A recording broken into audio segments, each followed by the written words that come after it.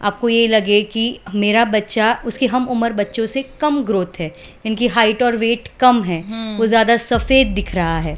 बच्चे जब अनेमिक होते हैं और कुछ मात्रा में ये लोग पाइका के सिम्टम्स शो करते हैं, मिट्टी खाते लगते हैं, वॉल पेंट्स को चाटने लगते हैं, मेटल टॉयज खाने लगते हैं, क्योंकि इनकी बॉडी आयरन मांग रही है। The lowest haemoglobin we have seen in our practice is 0.5. 0.5. We are seeing anaemia in high affluent population also.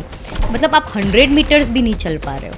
आप कोई भी सामान, कोई सब्जी लेने गया है और वो सब्जी का थैला भी उठा के नहीं चल पा रहा है, ठीक है, आपको चक्कर आने लगे हैं, आपको सिंकोपल अटैक्स हो रहे हैं, आप बेहोश हो रहे हो, ठीक है, जस्ट उसको ये मत बता दीजिए जैसे कि मैंने सुबह ब्रेकफास्ट नहीं किया था इसीलिए मेरे को आज ये। नेशनल हेल्थ सर्वे हुआ था तो अराउंड 68% फीमेल्स वर फाउंड अनेमिक। 100 में से ऑलमोस्ट 70 जो हम लोग रेनबो डाइट बोलते हैं, that needs to come back and we need to go back to our roots जो हम लोग बहुत सालों से करते आ रहे हैं। तो जो भी चीज़ कलरफुल है उसमें आयन है। एक गवर्नमेंट का इनिशिएटिव था कि इस धनतेरस आप अपना धन बनाए, increase your own ion. It's a very beautiful YouTube movie for a 2-3 minutes. अगर आपने साथ में मस्त ब्रेकफास्ट में पोहा खाया, उसके साथ खजूर का लड्डू खाया, साथ में चाय पिया, तो सारा मेहनत ख़त्म। बिकॉज चाय will decrease the absorption of ion. आपका एक टैबलेट ऑफ आयन जो है वो लगभग आधे किलो खजूर के जितना होता है। Currently India is a thalassemic capital of the world. दुनिया में हर 3 मिनट में एक बच्चे को कैंसर हो रहा है। अभी इंश्योरेंस में आपने ये भी चेक करना है कि सारे स्टेजेस, सारे ओपीडी, आईपीडी और डे केयर, ये सब इंक्लूड करना है। ये सारी चीज़ें आपको आपका एजेंट नहीं बताएगा। स्टार्टिंग में स्टैंडर्ड रिस्क थे बट ट्रीटमेंट का रिस्पॉन्स इतना अच्छा नहीं आया, तो हम इनको बोन मैरो ट्रांसप्लांट का ऑप्शन ऑफर करते हैं। एचबी इलेक्ट्रोफोरेसिस किया हर एक लेडी को, भले ही उसको कोई सिम्टम है या नहीं है, शादी से पहले ये टेस्ट करनी है।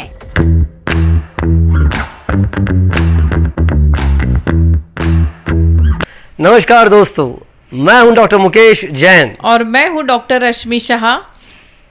आप सभी का स्वागत करते हैं हमारे खास चैनल के खास पॉडकास्ट बातों बातों में एक मुलाकात किसी खास के साथ में। और आज का हमारा विषय है रक्त।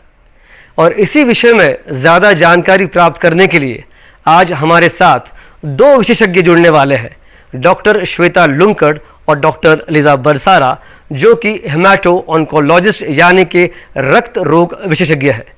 इस पॉडकास्ट में हम जानेंगे रक्त संबंधित सारी बीमारियां यानी कि anaemia, blood cancer, thalassaemia, bone marrow transplant और इत्यादि बीमारियां। इस पॉडकास्ट का उद्देश्य यही है कि आपको सही और समझने में आसान जानकारी पहुंचाई जाए। लेकिन वीडियो में खो जाने से पहले don't forget to like, share and subscribe to our channel बातों बातों में एक मुलाकात किसी खास के साथ। तो चलिए शुरू करते हैं आज का episode. Sit back, relax and enjoy the show. Doctor Shweta madam, doctor Liza madam, बातों बातों में एक मुलाकात किसी खास के साथ के इस खास एपिसोड में आप दोनों का बहुत बहुत स्वागत है। Welcome to our show ma'am. Thank you. मैं हमारे जो आज के ऑडियंस उनको बता दूं कि आज हमारे साथ 2 विद्वान गेस्ट हैं, डॉक्टर लिजा मैडम और डॉक्टर श्वेता मैडम, जो हेमाटो ऑन्कोलॉजिस्ट यानी रक्त रोग विशेषज्ञ हैं। इसलिए हम आज सारी बातें करेंगे जो खून से संबंधित होगी। तो मेरा सबसे पहला सवाल श्वेता मैडम से होगा कि ये सबसे जो आम बीमारी पाई जाती है इंसानों में जो होती है अनीमिया, तो ये अनीमिया या खून की कमी एग्जैक्टली होती क्या है और हम कब कह सकते हैं कि ये व्यक्ति अनीमिया से पीड़ित है? जैसे आपने खुद डिफाइन कर दिया, अनीमिया जो होता है खून की कमी होती है हमारे शरीर में। जो सबने कभी ना कभी एक सीबीसी की टेस्ट करवाई होगी, तो उस सीबीसी में एक हीमोग्लोबिन होता है, एक डब्ल्यूबीसी होता है और एक प्लेटलेट होता है। जब भी हीमोग्लोबिन उस नॉर्मल रेंज से कम हो तो उसको अनीमिया कहते हैं। ये नॉर्मल रेंज एक मेल के लिए, फीमेल के लिए और प्रेग्नेंट वीमेन के लिए अलग अलग होती हैं। सो WHO के हिसाब से सिंपल तरीका है याद करने का 11, 12 और 13। 11 फॉर प्रेग्नेंट वीमेन, अगर 11 से कम है तो अनीमिया है। 12 फॉर फीमेल्स, अगर उससे कम है तो अनीमिया है। और 13 फॉर मेल्स, अगर उससे कम है तो अनीमिया है। ये हीमोग्लोबिन की कमी की हम बात कर रहे हैं। और अगर हीमोग्लोबिन कम है तो उसको हम अनीमिया के तौर पे डिफाइन करेंगे। अच्छा, 11, 12 और 13 समझने में Yes. और याद रखने में आसान है। तो ये जब हीमोग्लोबिन की कमी होती है तो इसका असर हमारे शरीर पे कैसे पड़ता है? हेमोग्लोबिन आप ये समझ लीजिए कि जैसे एक ट्रक है, एक ट्रक में हम सामान भरते हैं और ये ट्रक वेरियस जगह पे डिलीवर करता है। तो हेमोग्लोबिन नाम का जो ट्रक है वो ऑक्सीजन नाम का सामान हमारे अलग अलग बॉडी पार्ट्स को पहुंचाता जी। है, ब्रेन को, हार्ट को, लंग को, ग्रोथ एंड टेयर मसल्स को, ये सारी चीज़ें। अगर ये ऑक्सीजन कम मात्रा में पहुंचेगा तो ये सारे ऑर्गन्स कम काम करेंगे। बिल्कुल। तो जैसे कि हम ये बोलते हैं कि अगर ये बच्चा है या एक इंसान है जो अनेमिक है, आप सीढ़ियाँ चलने में हाफ जाओ, ठीक है, आप कोई भी काम करने में आपको थकान जल्दी महसूस हो, अगर ये ब्रेन में कम पहुंचता है तो आपको चिड़चिड़ापन ज़्यादा आएगा। अगर आपको अचानक बहुत गुस्सा आ जाने लगे, ये पेन आपने यहाँ से यहाँ क्यों रखा, गीला तौलिया आपने बेड पे रखा ही क्यों, अच्छा। और ये वर्ल्ड वॉर 3 का सीन बन जाए। Generally females suffer from this. Yes, क्यों, इसका भी एक रीज़न है फीमेल्स क्यों ज़्यादा सफ़र करते हैं। आपकी रोग प्रतिकारक शक्ति कम हो जाए, कोई बच्चा बहुत चिड़चिड़ करने लगे, आपको ये लगे कि मेरा बच्चा उसकी हम उम्र बच्चों से कम ग्रोथ है, इनकी हाइट और वेट कम है, वो ज़्यादा सफ़ेद दिख रहा है। अभी इंडियंस में कैसा है कि अगर वो अनेमिक बच्चा है तो उनको बहुत प्राउड फील होता है कि हमारा बच्चा फॉरेनर जैसा दिख रहा है, गोरा दिख रहा है, बाल कर्ली हो जाते हैं, बाल ब्राउन होने लगते हैं, क्योंकि ये सारे अनीमिया के साइंस एंड सिम्टम्स है। बच्चे जब अनेमिक होते हैं और कुछ मात्रा में ये लोग पाइका के सिम्टम्स शो करते हैं। पाइका मतलब जो चीज़ नहीं खानी है वो खानी है, मिट्टी खाते लगते हैं, वॉल पेंट्स को चाटने लगते हैं, मेटल टॉयज खाने लगते हैं, क्योंकि इनकी बॉडी आयरन मांग रही है और ये अलग अलग चीज़ की क्रेविंग कर रही है जो अनवांटेड फॉर बॉडी है।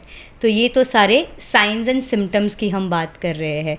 और फिर जब ये हमारे पास आते हैं, हम CBC कराते हैं और CBC में हमें इनका HB3/6, the lowest hemoglobin we have seen in our practice is 0.5. 0.5 इतना जहाँ कम। पे मैम 10, 11, 12 की बात कर रही है, हम 0.5 देखते हैं हमारे। And it is not like कि इन बच्चों को खाना नहीं दिया जाता या ये फीमेल्स जो है या ये मेल्स हैं इनको खाना नहीं दिया जाता। We are seeing anaemia in high affluent population also, जो ये गरीबी की वजह से खाना नहीं खा रहे हैं, माल न्यूट्रिशन हो रहा है, ऐसा नहीं है। अनीमिया हर जेंडर में, हर एज में एंड एवरी क्लास में अभी प्रेजेंट है, बिकॉज ऑफ रॉन्ग प्रैक्टिसेस और रॉन्ग नॉर्म्स, या फिर हम जस्ट किसी ने व्हाट्सएप यूनिवर्सिटी पे कुछ बोल दिया और हम इसको फॉलो किए जा रहे हैं ब्लाइंड फेथफुली ये करके। तो ये एनीमिया आपने अभी जो बताया, इसके अलग अलग टाइप्स है, तो वो आप हमें एक्सप्लेन कीजिएगा। सो अनीमिया के टाइप्स बेसिकली जो होते हैं, एक आप कारणों से डिवाइड कर सकते हो और दूसरा होता है कि लैब रिपोर्ट्स के हिसाब से आप डिवाइड कर सकते हो। आई थिंक यहाँ पे हमारी पब्लिक के लिए बेटर रहेगा कि हम कारणों के हिसाब से उसको डिवाइड करें। तो न्यूट्रिशनल अनीमिया यानी खाने पीने में अगर कुछ कमी है जिसकी वजह से अगर खून कम हो रहा है, तो खून बनाने में जो सबसे इम्पॉर्टेंट कारण न्यूट्रिएंट्स होते हैं, जैसे मैडम ने बताया, एक तो आयरन है, दूसरा विटामिन B12 है। तो इन दोनों की कमी की वजह से जब भी अनीमिया होगा उसको हम न्यूट्रिशनल अनीमिया बोलेंगे। दूसरा होता है ब्लड लॉस रिलेटेड अनीमिया, यानी कहीं से खून जा रहा है, शरीर से बाहर ब्लीडिंग निकल हो रहा है। रही है। अभी फीमेल्स में सबसे ज़्यादा कॉमन कारण हो सकता है मेनोरेजिया, महीने की ब्लीडिंग बहुत ज़्यादा है और वो बॉडी कंपनसेट नहीं कर पा रहा और उसकी वजह से खून कम हो रहा है। कभी कभी किसी को अगर लेटरिन की जगह से ब्लीडिंग है, जैसे piles is one of the very common कारण, और जो दूसरा कारण है वो है किसी को अगर कोलॉन कैंसर हो। वी हैव हैड स्पेशली ये जो 50-60s की उम्र में आते हैं, लॉट ऑफ पीपल जो आते हैं कि हमको थकान महसूस हो रही है, पहले से पेल हो गए हैं, पैरों में स्वेलिंग है, धड़कनें तेज़ है, हीमोग्लोबिन कम है, एंड स्टूल टेस्ट कराया उसमें ब्लड है, ओकल्ट ब्लड पॉजिटिव है और एंडोस्कोपी पे कोलॉन कैंसर निकलता है।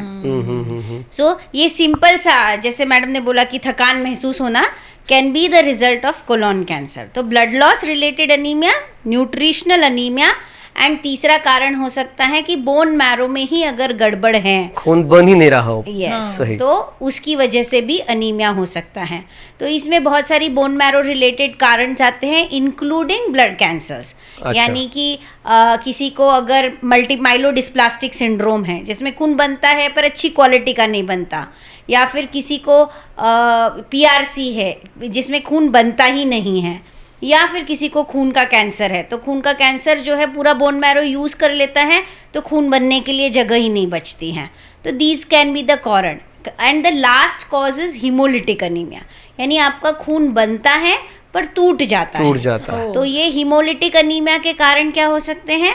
ये अनुवांशिक कारण हो सकते हैं, जैसे कि थैलेसीमिया, सिकल सेल डिजीजेज है, या फिर ऑटो इम्यून कारण, यानी आप नॉर्मल खून के साथ पैदा हुए थे, सब कुछ ठीक चल रहा था, पर इवेंचुअली सम इन्फेक्शन या किसी कैंसर की वजह से आपकी बॉडी की इम्यूनिटी गड़बड़ा गई और वो आपके खून को कीटाणु समझ के नष्ट कर रहा है, तो वो ऑटो इम्यून हीमोलिटिक अनीमिया होता है। सो इस तरह से हम ब्रॉडली 4 कैटेगरीज में डिवाइड कर सकते हैं। आपने खाना नहीं खाया, ब्लड लॉस हो रहा है, बन नहीं रहा, या जो बन रहा है वो टूट रहा है, और इस चीज़ों को ध्यान में रख के हम सीबीसी पे आगे इन्वेस्टिगेशंस ऑर्डर करके कारण तक पहुंचते हैं। जैसे भी हमारी बात हुई थी कि हमने देखा कि असर क्या हो रहा है बॉडी पर, और उसके हमने कारण भी देखे।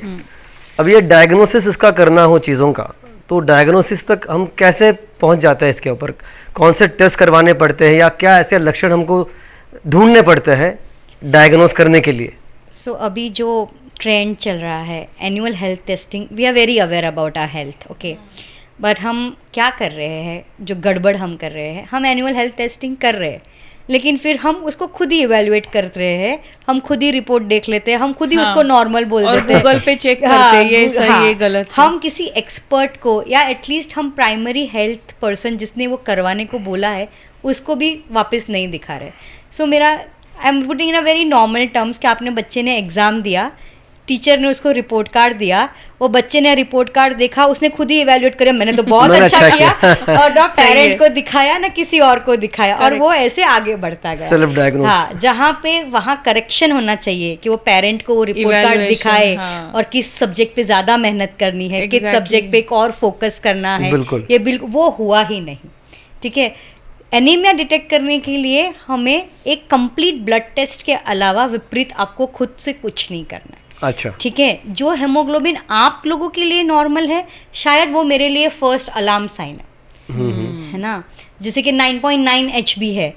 आप भी अगर अभी एक सीबीसी का रिपोर्ट इवेल्युएट अपनी नज़रों के सामने लाओगे तो आप 3 चीज़ें चेक कीजिएगा करेंगे, एक हेमोग्लोबिन, थोड़ा सा वाइट ब्लड सेल काउंट, और नीचे प्लेटलेट्स। इन बिटवीन जो 32 पैरामीटर्स है उससे आपको कोई लेना देना नहीं, ध्यान जाता नहीं, या फिर उसको इग्नोर किया जाता है। हेमोग्लोबिन और WBC के नीचे जितने भी पैरामीटर्स है, that is the first indication sign कि ये बंदे को अर्ली आयरन डेफिशिएंसी एनीमिया हो रहा है, ये विटामिन B12 के साइंस एंड सिम्टम्स शो कर रहा है।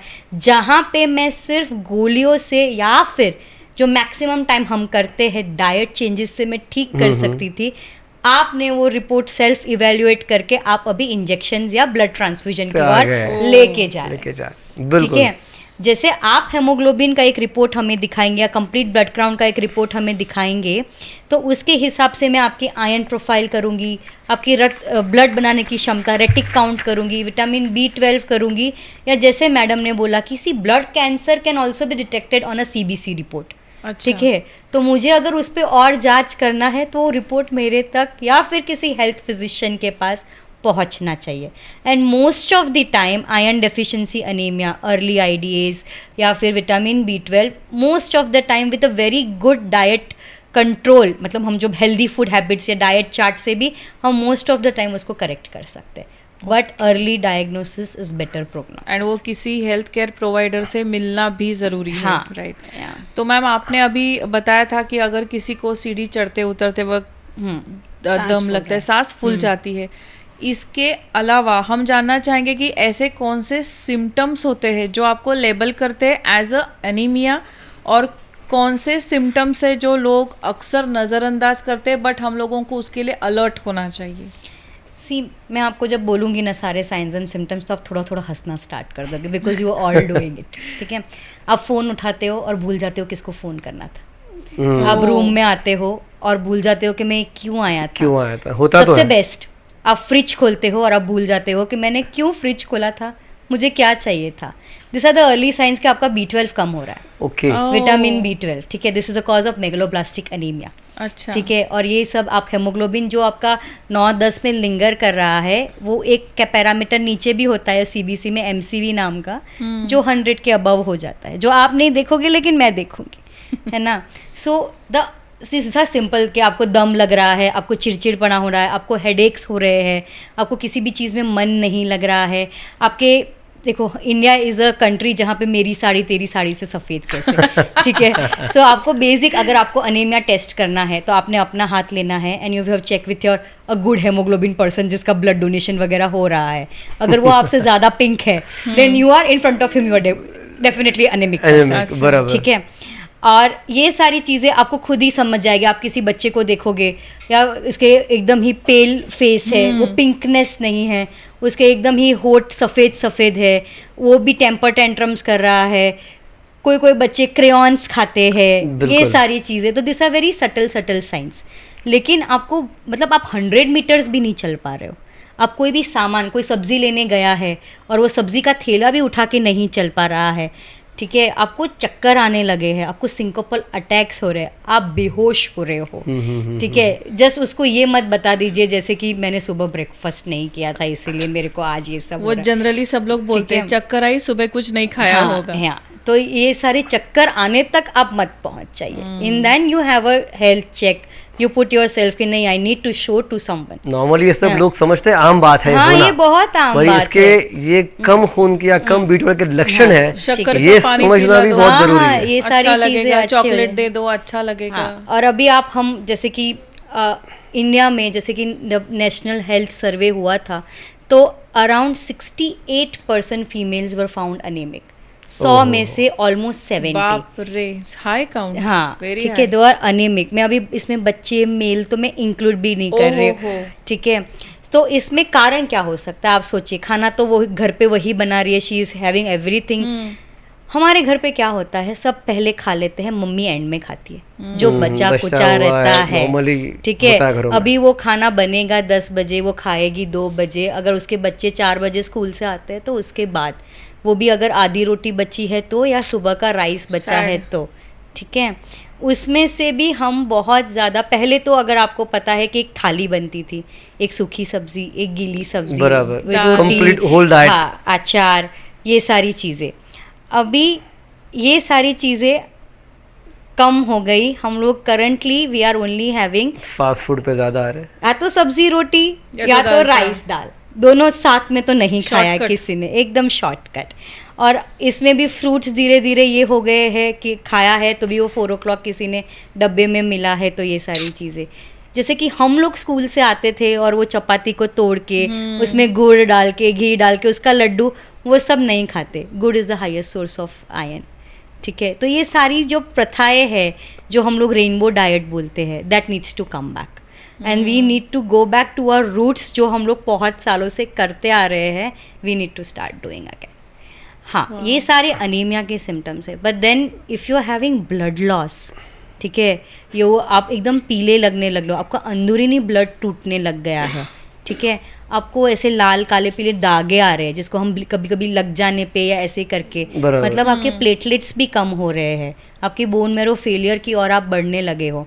और अगर आप ये रेड सिग्नल्स जिसको बॉडी वॉर्न कर रही है कि प्लीज़ हमें हॉस्पिटल लेके जाओ, हमारे पे ध्यान दो, अगर आप उसको भी इग्नोर कर रहे हो और इस पे आप पैरासीटामोल खा के सो रहे हो जैसे हम जेम्स की तरह खाते हैं, तो then definitely the fault lies in us that we are not acknowledging the signals which body is trying to tell us. Body चीख के कह रही है कि उस पर ध्यान दो, लेकिन हम लोग इग्नोर कर रहे हैं। और एक बात मैं मैडम जानना चाहूँगा कि जैसे मैडम ने बात की कि 70% वुमेन में ये anaemia because of eating habits होता है, तो ऐसा कोई और gender based apart from this anaemia, तो ऐसा कोई मेल फीमेल में जेंडर बेस्ड कोई डिस्क्रिमिनेशन है कि इनमें ये एनीमिया ज़्यादा पाया जाता है, फीमेल्स में ये ज़्यादा पाया जाता है?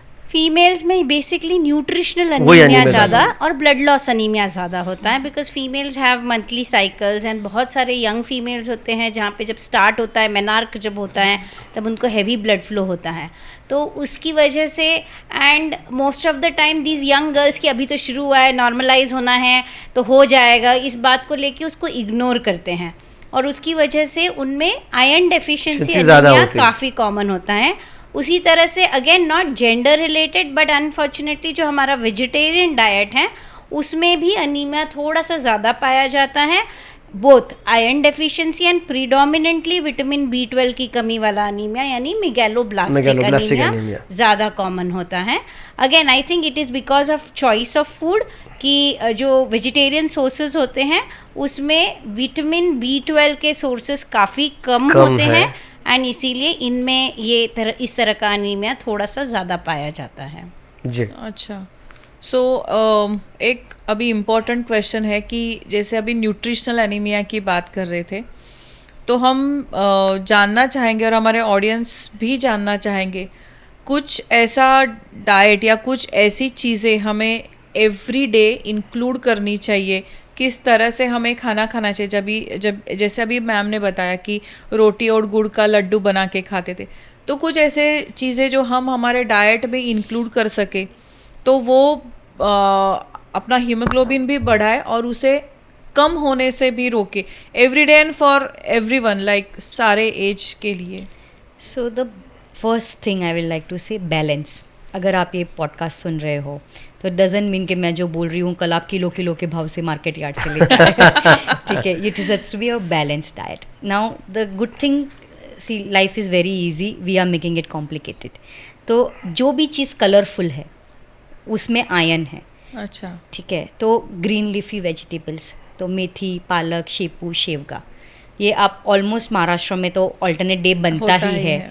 और वन ऑफ द ग्रेवी या तो मॉर्निंग या इवनिंग की रहती है। ठीक है, anything which is red, you will be surprise, watermelon is a very good rich source of iron, pomegranate, beet, ये जो हर सारी लाल चीज़ें, चीज है वो खानी चाहिए। हाँ मतलब एवरीथिंग कलरफुल, Colourful, हाँ, okay. ऑरेंज, नॉट आर्टिफिशियल हाँ, कलर्स। हाँ हाँ वो तो हाँ, Natural. जो भी साइट्रस फ्रूट्स है, orange, amla, lemon, those are good sources of iron and as well as B12। अगर आप मेरे को अभी highest source of vitamin B12 पूछोगे तो दैट इज़ आचार। अच्छा यस, फर्मेंटेड अच्छा। होता है इसलिए। फर्मेंटेड होता है। That vitamin B12 is required for your myelin synthesis, जो नर्व का ऑयलिंग करता है। जो आप फ्रिज खोलोगे और आप रोज़ अचार खाओगे तो शायद नहीं भूलोगे कि क्यों फ्रिज खोला था। तो this are very very simple things. Sprouts. So अभी क्योंकि I deal with a lot of kids, तो अभी बच्चों को तो अभी ये मैं बोलूँगी कि आपको मटकी खानी है, अरे तो they will not eat it. So what I do is I tell them आपको 4 बजे भेल खाना है, तो वो भेल- मटकी मटकी भेल, भेल खानी है। चना भेल, ये करके खाना घर पे है। बनाया हुआ। घर पे बनाया हुआ ये खाना है। और फिर जो हमारी सबसे ख़राब आदत है, हम सबसे अच्छी अच्छी चीज़ें ना रिलेटिव्स के लिए या पाउने येनारे उसके लिए रखे रहते हैं, तो हमारे सारे ड्राई फ्रूट्स डी फ्रिज में, और हम कब निकालते हैं? दिवाली के टाइम पे उसको सजा के। अगर हम खुद ही अपना धन नहीं बढ़ाएंगे, बिल्कुल। आप अगर एक गवर्नमेंट का इनिशिएटिव था कि इस धनतेरस आप अपना धन बनाए, increase your own iron, it's a very beautiful YouTube movie for a 2-3 minutes। तो उनका ये कहना था कि we need to enrich our iron. तो पिस्ता, खजूर और किशमिश, this are very good source of iron.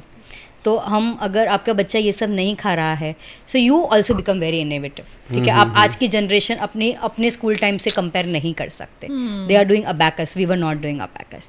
तो आप उनको खजूर के लाडू, ड्राई फ्रूट लाडू बना के, खजूर बिस्किट बना के, बीटरूट चिप्स बना के, वी विल चपाती पिज़्ज़ा बनाइए, चपाती यूज़ कीजिए, उसके ऊपर चीज़ ही डालिए जो आप ऑलरेडी डालने वाले थे। Put all the vegetables, just put it in microwave, warm it up and give them. वो सही भी बात। खुश, आप भी खुश, and the nutrition is taken care of it. सही। तो ये जो सारी चीज़ें हैं, make proper use of dining table. आप जो भी चीज़ डाइनिंग टेबल पे रखोगे वो 2 दिन में गायब हो जानी है। द चाइल्ड वो आते जाते लेगा। आप उस पर खजूर के लड्डू रखिए या फिर आप उसमें अपना हेल्दी डाइट रखिए, that child is gonna eat it. आप तिल गुड़ के लाडू सिर्फ 14th के लिए 14 जैन के लिए मत रखे, सिंगदाने गुड़ के लाडू, make it a daily habit कि ये 4 या 5 बजे ये सारी चीज़ें रखे।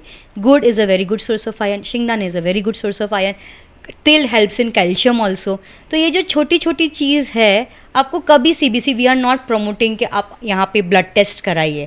अगर आपको लगता है कि आपके बच्चे को या आपके घर में कोई अनेमिक है और ये अभी तक बहुत लॉन्ग टर्म में नहीं फैला है, small diet habits can good lead to a very good healthy lifestyle. Exactly. मैं अगर आपको एक मेडिकेशन प्रिस्क्राइब करूँगी, आप 15 दिन से ज़्यादा नहीं नहीं लोगे लेंगे, उसको। बिल्कुल। लेकिन अगर मैं मेरे बच्चे में अभी से हेल्दी हैबिट कल्टीवेट करूँगी कि नहीं, आपको 2 फ्रूट्स के खाने ही हैं, आपको तिल गुड़ के लाडू खाने ही हैं, आपको पूरा रेनबो डाइट जो मैंने अभी कलर्स बताए, ग्रीन, जी। रेड, येलो, अगर ये आप डेली हैबिट्स में करोगे, भले वो US चले जाए या भले वो कोई विद्यालय में चले जाए, even if is a hosteller, this habits are not gonna die, this is gonna stay with him life long. We need to go back to our roots. Basics, Wow. Back to I basics. Just need to add one thing here. 2 चीज़ें हैं, एक खाने में क्या होना बिल्कुल। चाहिए, दूसरी चीज़ होती है कि खाना कितना खाना है। अच्छा, तो अगर किसी इंसान ने 2 खजूर आज के दिन का खा लिया तो इज ही डन? तो बच्चे के लिए शायद काफ़ी होगा, but for an adult like you and me, आपको ये सोचना है कि बच्चे की वो जो छोटी वाली प्लेट थी ना, जिसमें अपन 5 खाने होते थे, तो उसका जो सबसे छोटा खाना है, that should be dedicated to your iron. फिर वो सुबह आपने एक लड्डू दे दिया, दोपहर को मेथी की पालक की सब्जी दे दी और शाम को बीटरूट सैलड दे दिया, but each meal should have it. And secondly, what are you combining it with? यानी अगर आपने साथ में मस्त ब्रेकफास्ट में पोहा खाया, उसके साथ खजूर का लड्डू खाया, साथ में चाय पिया, तो सारा मेहनत ख़त्म। बिकॉज चाय will decrease the absorption of iron. Tannins जो होते हैं वो आयरन को कम करते हैं। साथ में कॉफ़ी लिया तो आयरन आपका सब कचरा। Okay, so as madam said, combine it with vitamin C, combine it with ऊपर नींबू डाल के, साथ में टमाटर लेके और वट एवर, बट इस तरह से आपको कॉम्बिनेशन क्या है वो भी ध्यान में तो रखना ये है। चाय की आदत बहुत फीमेल्स में बहुत ज्यादा होती है, दिन में 3 कप चाय, कप आधा 4 कप कप चाय। आधा कप। मेल्स में भी होती है हाँ, तो उनके Every one of the meeting is a reason, chai meeting. Chai meeting, yes. One of the reasons of anaemia जो है इंडिया क्या में तो चाय Yes. Is emotion. हाँ, हाँ, Yes. क्यों नहीं। And one of the reasons वो भी होता होगा कि एक्सेस ऑफ चाय भी आप पीती है तो एनीमिया उसका कारण हो एंड सकता है। Last thing, one of the misconception ये होता है, specially what we have commonly seen, कि अगर पेशेंट 7 हीमोग्लोबिन से आता है, तो जब हम उसका टेस्ट करते हैं और बाद में हमको मिलता है कि this is purely nutritional anaemia, यहाँ कोई ब्लड लॉस नहीं है, कोई ब्लड कैंसर नहीं है, कोई कोलोन कैंसर नहीं है, एंड हाँ, ये सिर्फ और सिर्फ खाने की वजह से कम हुआ है। सो पेशेंट फील्स कि अभी मैं खाना अच्छा खाऊंगा और वो बढ़ जाएगा, तो ऐसा नहीं है। ठीक है, अच्छा। आप बॉर्डर लाइन हीमोग्लोबिन जो है 11 पे हो और 12 तक लाना है, तो वो आप खाने से बढ़ा सकते हो। आपका एक टैबलेट ऑफ आयरन जो है वो लगभग आधे किलो खजूर के जितना होता है। ठीक है, आप दिन का आधा किलो खजूर नहीं खा सकते। Exactly. तो जब आपको 7 हीमोग्लोबिन से 12 तक 12 पहुंचना जाना। है, आपको टैबलेट या इंजेक्शन लेना ही पड़ेगा। हैज बीन प्रिस्क्राइब्ड लेना है। आप हर हीमोग्लोबिन को खाने से नहीं ठीक कर सकते। खाना will help you to maintain it in long run, अच्छा, बट या बॉर्डर लाइन जो कम है, जैसे एक आध यूनिट से अगर फर्क है तो। बट जहाँ पे टैबलेट है वहाँ पे टैबलेट है, वो आप खाने से नहीं ठीक कर पाओगे। But food is an equally important part, क्योंकि आप 5 साल की ज़िंदगी से 60 साल की ज़िंदगी तक आयरन टैबलेट तो नहीं खाने नहीं खा वाले। नहीं खा सकते, सकते। होलसम डाइट उतनी ही जरूरी है। यस, बिल्कुल। So each is not replacement for the other. तो एक मुझे इसमें क्वेश्चन था, कहते हैं कि अगर आयरन रिलेटेड कोई फूड खाते हो, आयरन कंटेंट फूड, तो उसके साथ में या तो आयरन की टैबलेट भी लेते हो तो उसके साथ विटामिन सी कंपलसरी लेना पड़ता है। सो वो ये कितना सही है और ये क्या ये ज़रूरी है? So I think we already said कि विटामिन विटामिन सी सी लेना लेना है। है। अब वो आप टैबलेट के फॉर्म में लो या आप नींबू विटामिन शरबत रिच बनवा के डाइट, ऑरेंजेस, नींबूज, Yes, करवा के लो। आमलाज उसके फॉर्म में लो, that is your choice. But आपकी मेहनत को 4 चांद लगाने के लिए विटामिन सी C अब्जॉर्प्शन चाहिए। बढ़ाएगा ना, तो आयरन जरूरी का, है। राइट। ठीक है, वन एक- लास्ट थिंग, हाँ, हम इंडियंस पानी नहीं पीते। पानी कम पीते हैं, नहीं बहुत पीते। बहुत कम So, पीते हैं। हमारे पास बहुत खूबसूरत बॉटल्स है, स्टील की, कॉपर की, जो हम बहुत शान से ऑफिसेस लेके जाते हैं। जितनी हम लेके आते हैं उतनी ही हम भरी हुई वापस भी लेके जाते हैं। सो हमारे बॉडी का जो टॉक्सिन फ्लश है वो नहीं हो रहा नहीं है। होता, इसकी बिल्कुल। वजह से हमें हम पानी ही इतना कम पीते हैं कि वो फ्लश ही नहीं हो पा रहा है, इसलिए वो न्यूट्रिएंट्स और वो सारी चीज़ें जो Absorption. रिकम्प्लिश होनी चाहिए वो सारी नहीं हो रही है. So for any healthy lifestyle to begin with, it should be beginning with adequate amount of water बिल्कुल, and not adequate amount of coffee and tea. तो जो फ्री में है पानी उसी को इग्नोर कर फिलहाल रहे हैं सब। इंडिया में फ्री में इंडिया में तो पानी. फ्री है at least.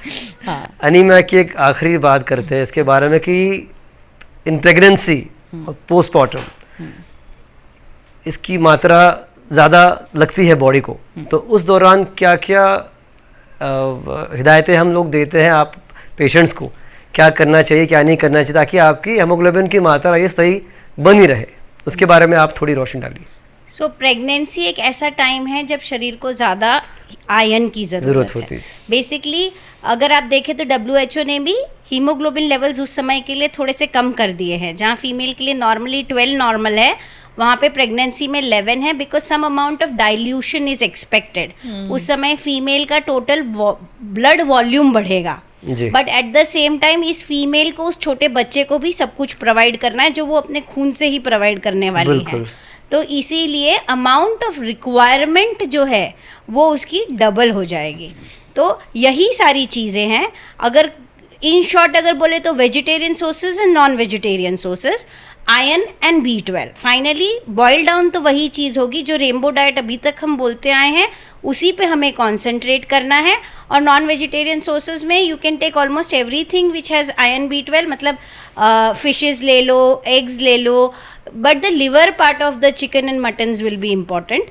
But then I would say कि आप दोनों ही सोर्सेज ले सकते हैं.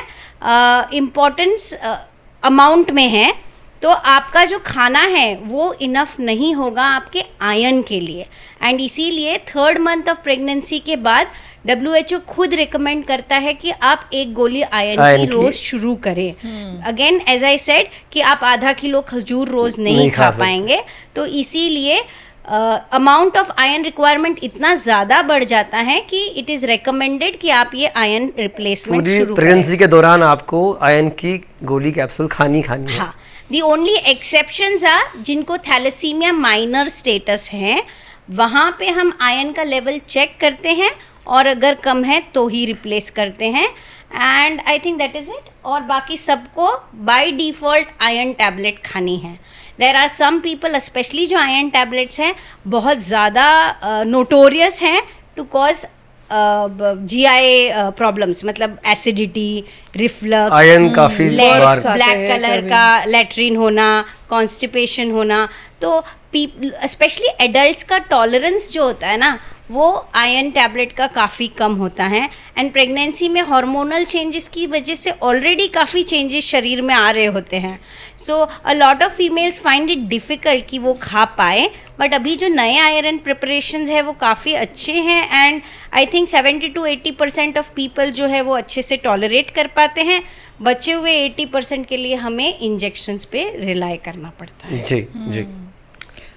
तो आयरन डेफिशिएंसी या एनीमिया की जो बात कर रहे हैं हम लोग जनरली देख रहे हैं हम लोग कि इंडिया में, जैसे मैम ने बताया कि इंडिया में भी बहुत 68% लेडीज़ आर एनीमिक. तो हमें थोड़ा ये स्टैटिस्टिक्स को एक्सप्लेन कीजिएगा, जैसे females, males, adult and then paediatrics, मतलब बच्चों में.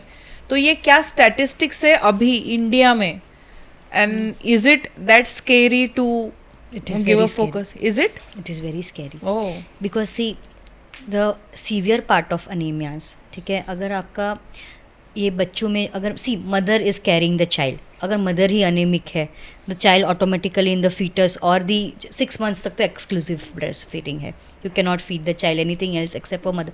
अगर सोर्स ही अनेमिक है तो बच्चा अपने आप अनेमिक कहाँ से मिलेगा ठीक उसको? है.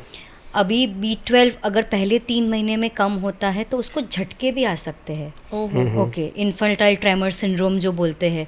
और ये झटकों की दवा ये लाइफ लॉन्ग शुरू हो जाएगी. और फिर ये झटके इतने बढ़ जाएंगे कि वो डेवलपमेंटल डिले, उसका नॉर्मल ग्रोथ, मेंदू का विकास और वो सब नहीं होगा. ठीक है. अनीमिया अगर प्रिवेलेंट है तो इसका स्कोलास्टिक बैकवर्डनेस बहुत ज़्यादा है. जो पहले बच्चा A+ ग्रेड लाता था वो अभी स्कोलास्टिक परफॉर्मेंसेस, उसकी ओवरऑल परफॉर्मेंसेस में काफ़ी फ़र्क पड़ता है. सो फॉरगेट द स्टैटिस्टिक, अगर हम एक भी इंसान अनेमिक है तो we are currently doing the brain drain of India, है ना, जो बच्चा exactly. शायद कुछ और बढ़ के इंडिया का नाम रोशन कर सकता था, just because he was not diagnosed, not treated, the dietary changes were not made, now he is somewhere doing whatever he was not suppose to do, है ना. Yes. और समटाइम्स इन सब वजह से, इन सब रीजंस की वजह से डिप्रेशन आने लगता है, ये बार बार बीमार पड़ने लगते हैं, हॉस्पिटल के चक्कर बढ़ जाते हैं. सो ये सारी चीज़ें at overall picture, just because the anaemia, the haemoglobin part was not corrected, it is a very grey area. और इसके बारे में काफ़ी लोग बात नहीं कर रहे. I am very glad you took up this topic for awareness today.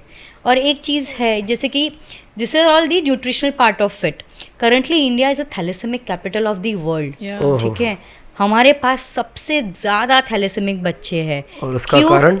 क्योंकि जेनेटिक टेस्टिंग, जब डॉक्टर ने बोला था कि आपको थैलेसीमिया का टेस्ट कराना है प्रेगनेंसी के टाइम पे, तब हमने मना कर करवाया दिया. नहीं. हमने बोला क्या बोलते तुम ही, हमारे घर में ऐसे हमारे घर में ऐसा कोई है कोई नहीं, है बिल्कुल. पूर्ण 3 पेड़ी मध्ये कोणाला रक्त द्यायला लागला sir. So we refuse to do. Marriage counselling में ये भी इम्पोर्टेंट है कि yes. आपका ब्लड टेस्ट यस, करवाओ. दिस पॉइंट ऑफ व्यू से भी करवाएं. या सो मैरिज काउंसलिंग के टाइम पे तो बहुत जरूरी टैबूज है. लग जाते हैं, तो बिल्कुल. नहीं करते. तो अब प्रेगनेंसी के टाइम पे as per the rule of government आपका HB इलेक्ट्रोफोरेसिस टेस्ट होना चाहिए. और अगर आप माइनर निकलते हो, don't panic about it, your husband will be tested. If he is normal we are all okay. ठीक है, if he is also minor, thalassemia minor, तब वो बच्चे की गर्भ का फ्लूइड का टेस्ट होगा, उस बच्चे को कुछ नहीं किया जाएगा. अच्छा. And then you will be properly counselled and the ways about it will be explain to you. लेकिन अगर एक थैलेसेमिक मेजर बॉर्न होता है तो 4 या 6 महीने ऑफ दी बच्चा एज उनका, तब से लेके जब तक वो जिंदा है, every month, every 15, every 20 days उनको ब्लड चढ़ाना ब्लड पड़ेगा. ट्रांसफ्यूजन करना पड़ेगा जी. So ठीक है. sad ना, वो ऐसे हाँ. सुन के भी ऐसे लगता है Exactly. बाप रे. हाँ. मैंने अभी एक गायनेकोलॉजिस्ट का स्पीच सुना था मैंने, तो उन्होंने तब कहा था कि शादी करते टाइम ग्रहों की कुंडली मिलाओ ना मिलाओ, आपकी मेडिकल कुंडली मिलना मिलाना बहुत जरूरी जरूरी है. है. So India में estimated somewhere around 5 to 6 crore people are thalassaemic minors. 5 to 6 crore. हाँ. Yes. ह्यूज नंबर है. हाँ. और अभी I- आपके जीन में डिफेक्ट है, और आप जितना भी उनका हेमोग्लोबिन लेवल थोड़ा सा लोअर साइड पे रहेगा, but they are functional, they are doing well and everything. लेकिन अगर आप ये चीज़ आप अवेयर नहीं करते हो, ठीक है, अभी हमारे पास see we are catering a huge number of thalassemic patients all over Maharashtra. और हमारे पास ऐसी भी फैमिलीज़ है कि मामा थैलेसेमिक मेजर है और फिर बहन की शादी कहीं और हो जाती है और वो बच्चा भांजा पैदा होता है, and both of them are taking transfusion next to each other. ओहो. आपको पता था आपके घर में थैलेसीमिया की हिस्ट्री है, फिर भी आप टेस्ट नहीं कराएंगे. उससे बड़ी बात तो वी हैव फैमिलीज जहाँ पे पहला बच्चा थैलेसीमिया मेजर है, फिर भी they went ahead with pregnancy, दूसरा वाला, I am not saying they should not have, पर दूसरी प्रेगनेंसी में टेस्टिंग टेस्ट होना करना चाहिए जरूरी था, है जो ना? उन्होंने नहीं किया. Second baby is also thalassemia major, और अभी 2 बच्चों को साथ में ट्रांसफ्यूजन के लिए लेके आ रहे हैं. ये इमोशनली तो ट्रोलिंग है ही, but at the same Absolute. Time जो फाइनेंशियल स्ट्रेन है. सो एक थैलेसेमिक मेजर का जो कॉस्टिंग है वो छोटे बचपन में आई थिंक 1.5 लाख रुपए जितना है, and with every year weight height बढ़ेगा तो it will go on. So I think पूरी जिंदगी का मिला के 1.5 करोड़ होगा ओहो. आराम से. और अगर आपको ट्रांसप्लांट लगता और है ये उसको, सब बचाया जा सकता था. With आप one उस HB बारे में अवेयर नहीं थे, आपने एक टेस्ट करवाना था और इस सारी बीमारी से आप दूर भाग सकते थे. Ignorance. yes, is not bliss. Not bliss in this That- case. in सही any बात है. case currently. No no actually absolutely. और ये एक्चुअली ये हर जगह इनको अवेयर करना, कैंप्स लेना, बाकी चीज़ों को बहुत ज़रूरी है करना है, वरना एक गलत आपकी पूरी ज़िंदगी आगे बर्बाद कर सकती है अगर आपने वो टेस्ट, छोटे टेस्ट होते हैं कम खर्चे में. So now, right now, a lot of people are taking initiative. Rotary Club है and stuff like that. जो कॉलेजेस में जा के, हमारी थैलेसीमिया सोसाइटी ऑफ पुणे है जो कॉलेजेस में जा के यंग जो मैरिंग एज के बच्चे हैं उनको इसके बारे में अवेयर करके उनका फ्री ऑफ कॉस्ट में टेस्टिंग करवा रहे हैं. But again this is a voluntary thing and people should come forward and do it. At the Exactly. Same time all gynaecologist जो होते हैं, जब आप प्रेगनेंसी के साथ जाते हो तो दे आर इंसिस्टिंग उस फीमेल को कि भैया आप HB इलेक्ट्रोफोरेसिस करवा दो, बट अगेन हम एज डॉक्टर्स सिर्फ बता सकते हैं करवाना। बट पेशेंट कॉम्प्लाई होना चाहिए, उन्होंने करना चाहिए। अब जैसे हमने बात की एनीमिया के सब एंगल से हमने बात कर ली, तो मैं और इसमें अब अलग इस पे बात करेंगे ब्लड कैंसर्स। वो भी एक डरावनी चीज़ है। नॉर्मली ब्लड कैंसर होगा तो बाबा उसकी ज़िंदगी ख़त्म। तो मैं ये जानना चाहता हूँ कि कौन से ब्लड कैंसर्स ऐसे होते हैं और उनमें क्या क्या इलाज हम करके पेशेंट को उसमें रिलीफ दिलवा सकते हैं। आई थिंक ये बहुत बड़ा क्वेश्चन है, हम इसको थोड़ा सा डिवाइड कर लेते हैं। तो मैं थोड़ा सा एडल्ट, क्योंकि मैं बड़ों को देखती हूँ और मैडम बच्चों को देखते हैं, तो मैडम बच्चों के बारे में बात कर लेंगे। सो एडल्ट ब्लड कैंसर्स जो होते हैं, इन जनरल जो ब्लड कैंसर्स होते हैं ना, उनको 2 कैटेगरीज में डिवाइड किया जाता है, एक अक्यूट और एक क्रोनिक। एडल्ट में ये कैटेगरी ज़्यादा इम्पोर्टेंट है बिकॉज इनमें ये दोनों तरह के हो सकते हैं। तो अक्यूट जो होता है ना, उसमें बीमारी बहुत फटाफट आती है। मतलब आई हैड अ पेशेंट जिनको ये कंप्लेन थी कि मैं 5 दिन पहले मुंबई से आ रहा था, रास्ते में मेरी गाड़ी ख़राब हुई एंड वो गाड़ी ख़राब हुई तो मैंने एक्सप्रेस हाईवे में गाड़ी रोकी, जैक निकाला, टायर चेंज किया और तब से मेरे बैक में दर्द है।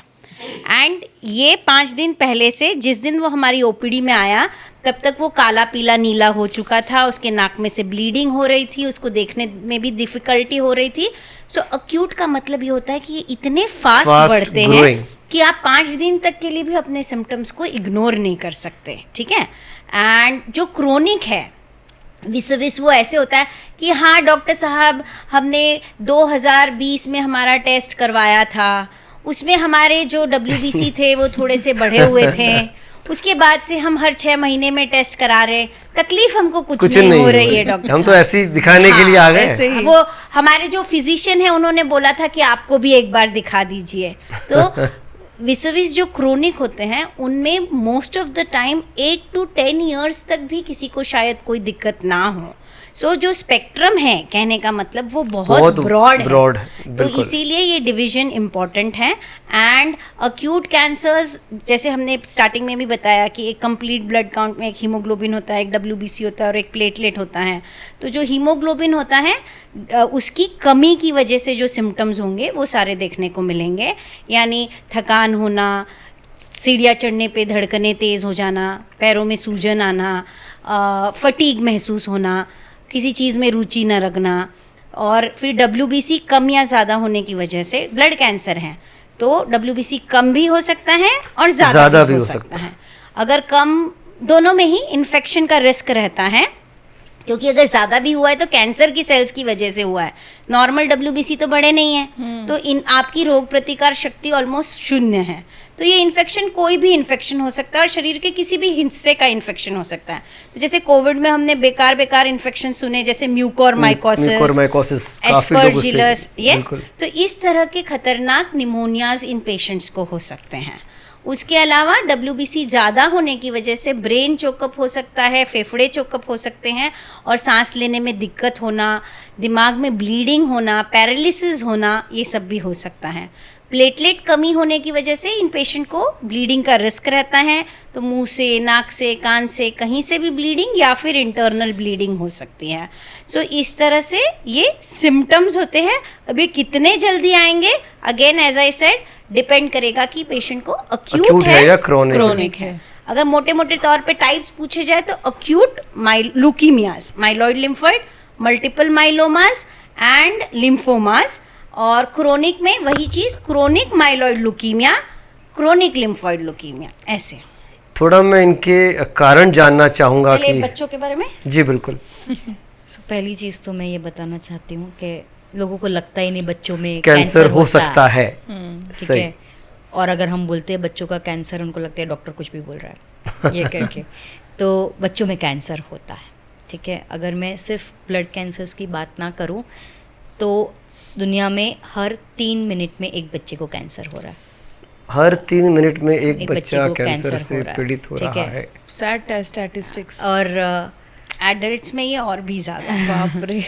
सो as we are talking, I think पूरे वर्ल्ड में 100 लोग और डिटेक्ट हो चुके हाँ। होंगे। और ये तो रजिस्टर्ड डेटा है जो अच्छा। डॉक्टर तक पहुंचे ही नहीं, जो अनडायग्नोज्ड हाँ, है। जो undiagnosed। अचानक ही इनकी मृत्यु हो गई। ये देखो, ये ऐसी कोई नई बात नहीं है, ठीक है। आपने भी कभी सुना होगा कि माहित नहीं काय झालं ते रात्री उठलेच नहीं, रात को है सुबह ना? सुबह उनकी आंख खुली सो नहीं। वी नेवर न्यू कि उनको क्या हुआ था। yes। वो डॉक्टर्स तक पहुंचे ही नहीं डायग्नोस होने के लिए, है ना। तो जितने प्रकार मैडम ने अभी एडल्ट में बताए, कॉपी पेस्ट सेम, उतने ही बच्चों में भी होते दिखाई हैं। देते हैं।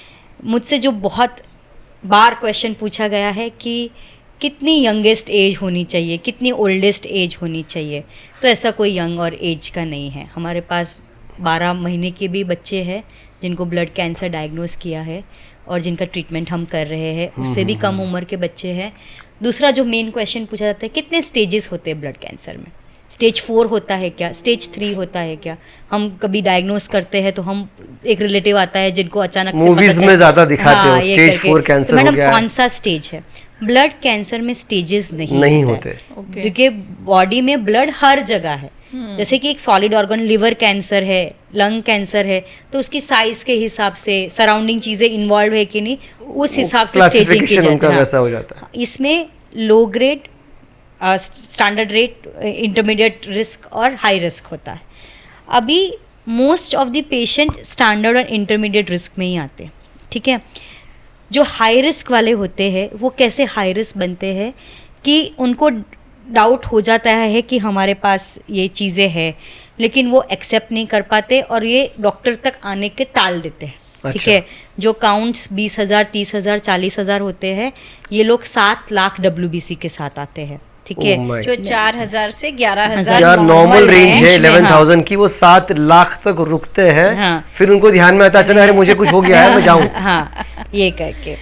और कभी कभी हम कैंसर का डायग्नोसिस कर लेते हैं, लेकिन cancer word is such a scary scary Scary word है वर्ड। जो। और वो बच्चों में या फिर किसी, मुझे आज कोई बोल दे, कोई सुनना नहीं पसंद करेगा, मेरी भी इतना पैरों ऐसा तले शब्द है जमीन वो। ये हो जाए। बिल्कुल। और फिर वो 2-3 और ओपिनियन लेते हैं, फिर वो बड़े लोगों से डिस्कस करते हैं। आप ये कीजिए, आप definitely, I promote second opinion to every person I meet. मैं खुद बोलती हूँ आप इनके पास इनके पास जाइए, जाइए। ये मेरी फील्ड के लोग हैं, आप जाइए, आपका कंफर्ट लेवल देखिए, ये सारी चीज़ें। But second opinion should be, आप 2 बजे मुझे मिले, 5 बजे शाम को दूसरा ओपिनियन, ले एंड लेना नेक्स्ट डे चाहिए। You know where you are taking treatment. Exactly. India में सेकेंड ओपिनियन 4 दिन का। एक महीना, एक 2 महीने महीना में बाद। एक महीने। एग्जैक्टली। और मैंने बहुत जैसे हमने जल्दी बोल बताया दिया। अक्यूट लुकीमिया में 5 दिन भी बहुत ज्यादा हो आपकी जाते जान के हैं, लिए खतरा हो सकता है। ठीक है। तीसरी चीज़ जो हम लोग बहुत रेगुलरली फेस करते हैं, see there is a lot of testing involve. मैं किसी को आए गए लोगों को ऐसे रास्ते पे नहीं बोल सकती कि आपको ब्लड कैंसर है, आपको नहीं है, ठीक है। मुझे किसी को CML, AML, ये सो सारी चीज़ें बोलनी है, उसमें बहुत सारे जेनेटिक टेस्ट, कौन सा टाइप है ये बोलने का, ये सारी चीज़ें बहुत ज़्यादा इन्वॉल्व है। तो लोगों को ये लगता है मैडम आप इतना ब्लड टेस्ट कर रहे हो, आप इतना खून निकाल रहे हो, मेरे बच्चे का खून ऑलरेडी कम है और ये तो और कम हो जाएगा, और फिर आप ब्लड चढ़ा दोगे। हमारे बॉडी में blood is 4 to 5 4 to 5 litres, liters। हम निकाल रहे हैं 2 ml मैक्सिमम। अगर मैं 10 टेस्टिंग भी कराऊं 2 तो ml भी is फिर वो enough। इट इज़ 2 ml से 2 ज्यादा ml नहीं 2 होगा। बहुत हो ml, गया। या फिर अगर मैं maximum 10 ml 10 and then body is replacing it by 12 hours, बिल्कुल। ठीक है। लेकिन ये चीज़ें टेस्टिंग के लिए ज़रूरी है और ये करना है। एंड अगर हम ये बात कर ही रहे हैं साइंस एंड सिम्टम्स वगैरह की, तो एक चीज़ में, अगर आप ये पॉडकास्ट देख रहे हो, the most important message from this whole thing is insurance, अच्छा। ठीक है। आपके इंश्योरेंस पैकेज में आपने ब्लड कैंसर या फिर कैंसर पैकेज इंक्लूड करना है। अभी इंश्योरेंस में आपने ये भी चेक करना है कि सारे स्टेजेस, सारे OPD, IPD और डे केयर, ये सब इंक्लूड करना है। Include ये करना सारी है। चीज़ें आपको आपका एजेंट नहीं बताएगा। मैनी इंश्योरेंसेस में डे केयर फैसिलिटी नहीं नहीं है, होती सिर्फ आप एडमिट होते हो तो ही हाँ, बात बनती है। मोस्ट ऑफ द कैंसर में डे केयर है, तो ये मैडम एकदम एक सही बोल रही है कि day care and I would add bone marrow transplant. हाँ, और इसमें आपने रेडिएशन और कोई भी फॉर्म ऑफ ट्रीटमेंट इंक्लूड कराना है। और आपका पैकेज जो भी है, see premiums are differing by a margin of 50 rupees to 250 rupees, बस, उससे ज़्यादा ठीक है। लेकिन आपका कवर कितना इंपॉर्टेंट है। अगर आप सिर्फ 2 या 3 लाख का इंश्योरेंस लेते हो, वो तो आप डायग्नोसिस तक पहुंच ही नहीं पाएंगे, तब तक ठीक तो है? उतना निकल जाएगा। हाँ, तब तक तो वो निकल, मैं डायग्नोसिस तक पहुंचूंगी, उसके बाद मेरे को ट्रीटमेंट भी कराना है। आपका कवर प्लान अच्छा होना चाहिए। आपके बच्चा, अगर मेरा बच्चा आज जन्मा है तो तीसरे दिन में मेरे इंश्योरेंस में ऐड करवा सकती हूँ। हम ये करते ही नहीं है, हम वेट करते, वो बीमार पड़ेगा फिर मैं मेरे एजेंट को फ़ोन करूँगा। बट बाय दैट टाइम अगर एक बार बच्चा बीमार पड़ गया, आप उसको ऐड नहीं कर पाओगे, then he is already a sick child. तो ये सारी चीज़ें, ये सारा होमवर्क आपने पहले से ये मत समझिए कि आपके घर में कोविड नहीं हुआ था तो आगे किसी को कोविड नहीं हो सकता। ठीक है, आपके घर में अब तक कैंसर नहीं है तो आगे किसी को कैंसर नहीं समझना। ये आप एक पत्थर थाली दीवा बना के भी नहीं बैठ रहे हो। आपको हर एक चीज के लिए प्रिपेयर रहना है। हेल्थ केयर इज किसी नॉट को इजी। कुछ भी हो सकता है, Yes, ये आप कभी ध्यान भी, में yes. रखना वो चाहिए। ऑस्ट्रिच की तरह नहीं रह सकते जिसने आंख बंद कर लिया और बोला कि मैं छुप गया मैं हूँ, छुप मुझे गया, कुछ नहीं बिल्ली दिखा, आंख कोई बंद नहीं। करके दूध पीती, कोई देख नहीं रहा है। हाँ, ऐसी क्योंकि बात नहीं हमने चाहिए। ये चीजें other side of the table face की है कि they are from a very good family, they have a very standard insurance package, लेकिन इसमें कीमोथेरेपी का कोई पार्ट Coverage इंक्लूड ही include नहीं नहीं किया है। डे केयर इंक्लूड नहीं है, ओपीडी इंक्लूड नहीं है, और हर बार हम पेशेंट को इन हाउस एडमिट नहीं रख सकते क्योंकि certain things are 1 hour 10 minutes injection. और अगर हम इनको एडमिट कर भी ले तो इंश्योरेंस विल क्वेश्चन इट, तो हाँ, by claim नहीं कर default पाएंगे। आप हाँ। claim नहीं तो कर उनके इसमें है ही नहीं पहले हाँ। लिखा हुआ। बिल्कुल हेल्दी हैबिट्स के साथ हमें माइंड भी साथ में लेके चलना है। Everything has to go hand in hand. हम ये नहीं समझ सकते कि हम आयुष्मान मतलब 100 साल की जिंदगी हेल्दी जी, चिरंजीवी। हाँ, हम वो नहीं हैं। And with today's era we can not be like that. तो हमें हर चीज़ के लिए प्रिपेयर रहना है। And finance is the most important part. जब हम एक छोटे बच्चे के पेरेंट्स को कैंसर समझाते हैं तो first thing is mother starts crying, but father is numb, himself shocked. उनके दिमाग में ये है कि मेरे बच्चे को तो मैंने कुछ भी गलत नहीं खिलाया, मैंने कुछ भी गलत नहीं किया, मैं अभी मेरे ऑफिस में छुट्टी कैसे डालूँ, ये मैडम इतना खर्चा बोला रही, मैं उसको Financial करूँ कैसे, adjustment ये कैसे फाइनेंस, वो मैं घर में किसको बुलाऊँ, मेरे को बैकअप कौन देगा। He is into that. मैं आपको बता रही हूँ, पहली काउंसलिंग में तो पेरेंट्स मेरा कुछ भी नहीं सुन रहे, they are gone into one zone, और मेरे को बार बार हर 5 मिनट में पूछना पड़ रहा है अब रिपीट कीजिए मैंने क्या बोला। And 90% of the time shock madam, अगर मेरे बच्चे को अगर कैंसर डॉक्टर साहब बोलते हैं तो ये जो सदमा बर्दाश्त करना ये आसान नहीं टचवुड, होता। भगवान करे किसी के भी बच्चे को कैंसर ना हो, बट ऐसे बोलने से रियलिटी चेंज नहीं होती, बराबर है। But blood cancers are one thing which are curable. ठीक है, वो बात भी समझनी चाहिए लोगों को। हाँ, so when we are saying the very dark part of it, there is light at the end of the tunnel, those are curables. APML जो पार्ट होता है ब्लड कैंसर का, that is one thing which comes on 99% cure rates, provided कि वो time पे आए, उसको जल्दी वहाँ पे हमारे पास 5 दिन का भी टाइम नहीं होता, वहाँ पे हमारे पास 12 घंटे एट मैक्स। ठीक है, आई हैव हैड पेशेंट जो 12 घंटे लेट था और दिमाग की ब्लीडिंग के साथ आया, फिर भी ठीक हुआ है। वाह, तो ऐसे पेशेंट जब ठीक होके जाते हैं तो कितना अच्छा लगता होगा। That is the best thing. और हमारे पेशेंट्स ठीक होके now they are IAS officers, they are doctors, they are actor actresses, उनके बच्चे हैं, they are living a normal life, everything is fine. It is just that कि आपको proper guidance time पे मिल जाए, आप टाइम पे पहुंचाओ।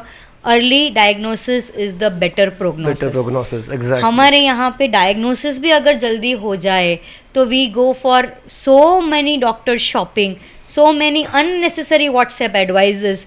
लोगों को लगता है काढ़ा पीने से कैंसर भी ठीक हो जाएगा। रिश्तेदार भी आते हैं, हाँ, वो तो मैंने best। वहाँ दिखाया था, आप वहाँ दिखाओ, वहाँ दिखाओ, नेबर भी आते हैं, हमको ये पता है, हमारे पहचान वाले किसी हैं। ने कीवी खा लिया, किसी ने ड्रैगन फ्रूट खा लिया, जैसे आपने कहा कि राइट टाइम पे राइट डिसीजन लेना, सही समय पे सही काम करना बेहद जरूरी है। So right actions on right time. Yes, yes. One more thing I would add for the adult part, specially the chronic cancers जो है, जैसे माइलॉइड ल्यूकीमिया, लिम्फोइड ल्यूकीमिया है, उसमें तो ट्रीटमेंट्स बहुत इजी है। ठीक है, मतलब नॉर्मली आदमी ये सोचता है कि अभी 70 इयर्स के हो गए हैं, he has had a good time, और अभी ये डॉक्टर कैंसर की संभावना बोल रहे हैं, तो हम आगे टेस्टिंग ही नहीं करते हैं और इनको जितना टाइम है उतना अच्छे से बिताने देते हैं and let him B home. तो ये गलत है। वाई गलत है? नॉट दैट मैं उस ओल्ड मैन को ट्रबल करना चाहती हूँ, बट ये इसीलिए गलत है बिकॉज पहली चीज़ तो एडल्ट्स में अक्यूट भी हो सकते हैं पर क्रोनिक होने की भी अच्छी खासी संभावना है। दूसरी चीज़, अगर डायग्नोसिस ढंग से हो जाए तो मैनी अ टाइम्स हमारे पास जो ट्रीटमेंट ऑप्शंस हैं वो सिर्फ गोलियों वाले ट्रीटमेंट ऑप्शंस हैं जो इंसान आराम से अपने घर पे बैठ के बिना कोई साइड इफ़ेक्ट के ले सकता है and have a normal life, जहाँ पे वो अपने बच्चों के साथ खेले, काम पे जाए, टीवी देखे, फिल्में बनाए या whatever they want to do, everything is possible with the treatment going on. तो इसीलिए वॉट एवर द एज, चाहे 6 महीने का, 6 दिन का बच्चा हो या 100 ईयर्स का हो, अगर कैंसर की संभावना लग रही है तो इन्वेस्टिगेशन पूरा करवाए, एग्जैक्ट सब टाइप तक पहुँचे एंड उस सब टाइप के लिए जो भी बेस्ट ऑप्शन ट्रीटमेंट है वो आप शुरू करें। हाँ, ऐसे नहीं कि अभी हो गया, बूढ़ा है, 8-80 साल हो गए, ऐसे अपने हाल पे छोड़ दो, वैसा नहीं ये करना। गलत है। सो कभी कभी पैसों की दिक्कत की वजह से भी लोग आगे वो- नहीं वो चाहते। भी- वो तो ठीक है ही। So I want to tell cancer is a word जहाँ पे फंडिंग इज मतलब स्काई इज द लिमिट। ठीक है, हर एक हॉस्पिटल ने अपनी सारी एसोसिएशंस नॉन गवर्नमेंट ऑर्गेनाइजेशन से भी की है, NGOs जो काफ़ी मदद करते भी हैं। है, ठीक है, बिल्कुल। We have all strata of patients जिनको मतलब we understand everybody is not very well off to do and सबकी अपनी अपनी प्रॉब्लम्स होती है, बट ये ऑर्गेनाइजेशंस हेल्प करती है। और कभी कभी शुरू से एंड तक पेशेंट ने सिर्फ डायग्नोसिस तक के भी पैसे नहीं भरे होते, मतलब वो मतलब उनको पता चलता है कि कैंसर संभावित हो सकता है तो वो इन्वेस्टिगेशन से शुरू करते हैं हेल्प करना। बराबर। लेकिन आपने वो पुकार लगानी है, आपने वो हिम्मत दिखानी है कि नहीं मैडम हमें ये करना है, आप हमें मदद करो। And then every hospital has a medical social unit जहाँ पे सब Counselling करके काउंसलिंग योजनाएं, द लॉट ऑफ मतलब charity work which is going on. But अगर वो पहला कदम आप नहीं बढ़ाएंगे तो वो हॉस्पिटल आपको घर आके तो नहीं लेके नहीं जा करने सकते। वाला, बिल्कुल। और काफी सारे प्राइवेट ग्रुप्स भी कॉज के Correct, लिए कुछ करते हैं, correct, मैराथन yeah, एंड काफी सारी चीजें चीजें, अभी लोग हाँ, कर रहे हैं। हाँ, अवेयरनेस फंडिंग 2 तरीके से हो सकती है, like CM fund, PM fund, Maharashtra सरकार में MJPJY योजना है, and then as you said उसको क्राउड फंडिंग हो सकता है। उसके अलावा the list of NGOs is endless almost. आप कोई भी बड़ा आज MNC उठा लो, everybody as of today is investing in cancer treatment as a part of their CSR activity. So amount of funding that we can get is endless. So just cost की वजह से ट्रीटमेंट रोकना I don't think is a good idea. वैसे हमने बहुत सारी अभी बातें करी थी मैडम एडल्ट कैंसर के बारे में, तो मैडम मैं आपसे पूछना चाहूँगा कि बच्चों के कैंसर के बारे में कुछ आप रोशनी डालें। So childhood cancer currently is a very understated topic. लोग बात नहीं करते और लोगों को विश्वास ही नहीं है कि बच्चों में कैंसर हो सकते हैं, और ये डायग्नोस करना या पेरेंट्स का एक्सेप्टेंस आने में ही बहुत टाइम लग जाता है। ठीक है, तो ये अवेयरनेस स्प्रेड करना बहुत इम्पॉर्टेंट है कि आपको कैंसर के बारे में कब बात करना चालू करना चाहिए या कब डॉक्टर को तुरंत दिखाना चाहिए। अगर आपका बच्चे को फीवर है, ठीक है, और वो 15-16 ऐसे चलते जा रहा है, आपने सारे टेस्ट करा लिए और कोई कारण आपको मिल नहीं रहा है, तो उस वक्त fever of unknown origin, chronic fever जो हम पायरेक्सिया ऑफ अननोन ओरिजिन, जो ये 15-20 दिन हो रहे हैं, फीवर आए जा रहा है, आप ट्रीटमेंट कर रहे हो लेकिन उस पर कोई असर नहीं हो रहा है, कहीं से भी रक्तस्राव होना, ब्लीडिंग ऑफ एनी फॉर्म, नाक से, आँख से, यूरिन की जगह से, टॉयलेट की जगह से, या फिर ब्लीडिंग है जो रुक ही नहीं रहा है, आपको कट आया है और आपने मतलब सब कर लिया और वो ब्लीडिंग रुक ही नहीं रहा है, जैसे मूंगी आपको खा जाती है ऐसे करके कि वो ऐसे स्पॉट्स आना चालू हो जाना, या शरीर में अचानक काले नीले धब्बे आना चालू होना, दिस इज़ अ साइन कि प्लेटलेट लो है और अंदरूनी ब्लीडिंग हो रहा है। ठीक है, बच्चा बेहोश होकर गिर गया है और ये बार बार हो रहा है, अच्छा, then you need to see, this could be the first sign of brain cancers. Okay, ठीक है, बच्चे को चक्कर आए जा रहे हैं, बच्चा आपका पहले बहुत एक्टिव था, अभी वो स्कूल से आके तुरंत सो रहा है, वो थोड़ा सा भी काम करने में उसको थकान महसूस हो रही है, तो this are the red flag signs जो आपको देखनी है। एंड डेफिनेटली जो कैंसर की डेफिनेट साइन है कि लंप्स आना, स्वेलिंग आना, हार्ड स्वेलिंग आना। आप मानोगे नहीं, किडनी कैंसर की बहुत बार तो 90% ऑफ दी केसेस कैसे आते हैं हमारे पास कि माँ बच्चे को नहला रही थी, उन्होंने एब्डोमेन को छुआ और उनको कुछ तो हार्ड महसूस हुआ, and that was the first sign कि उन्होंने सोनोग्राफी कराया and then we found a mass. ये करके अगर आप टाइम पे आते हो, अर्ली डायग्नोसिस बेटर प्रोग्नोसिस हम बार बार बोल रहे हैं इसमें, तो देयर आर हाई चांसेस कि वो बच्चे को शायद एक सर्जरी पे आगे कीमो भी ना देनी पड़े। ठीक है, वो कैंसर का पार्ट इतना छोटा था कि निकाल दिया और उसको कीमो ना देनी पड़े, या तो फिर सिर्फ कीमो देना पड़े, रेडिएशन नहीं देनी पड़े। Chemotherapy can be form of anything, just like a tablet. कभी कभी हम सिर्फ टैबलेट चालू करते हैं, उसको लंबे समय तक देते हैं, and that could be a cure of cancer. या तो फिर आईवी के फॉर्म में 1 घंटा, 4 घंटा, 2 दिन का एडमिशन, 3 दिन का एडमिशन। जब हम कीमो ड्यूरेशंस बोलते हैं तो कभी कभी लुकेमिया का ड्यूरेशन 2.5 ईयर्स होता है, और ये स्वाभाविक बात है, 2.5 ईयर्स तो कोई एडमिट नहीं रह सकता। वो आने जाने में डे केयर, आईपीडी एडमिशंस उस तरह से 2.5 इयर्स के स्पैन में डिवाइड किया जाता है। कभी कभी रेडिएशन की ज़रूरत पड़ती है, कभी कभी सिर्फ सर्जरी से काम चल जाता है, ये सारी चीज़ें। और हर एक कैंसर को नहीं लगता, लेकिन कुछ कुछ कैंसर्स जो है जो रिलैप्स्ड है, जाके वापस आ रहे हैं, या फिर रिफ्रैक्टरी है कि जो किसी भी form of first line of chemotherapy, second line of chemotherapy, third line of chemotherapy का असर नहीं कर रहे हैं, उनको बोन मैरो ट्रांसप्लांट लग सकता है। Bone marrow transplant, okay. तो मैम, बोन मैरो ट्रांसप्लांट क्या होता है, किस तरह से लोग ये किन लोगों को करना चाहिए और किस तरह से आप ये करते हो, इसकी शॉर्ट में आप प्रोसीजर समझाइए, क्योंकि बहुत सारे मिथ्स है लोगों के दिमाग में कि बोन मैरो है तो डेंजरस है।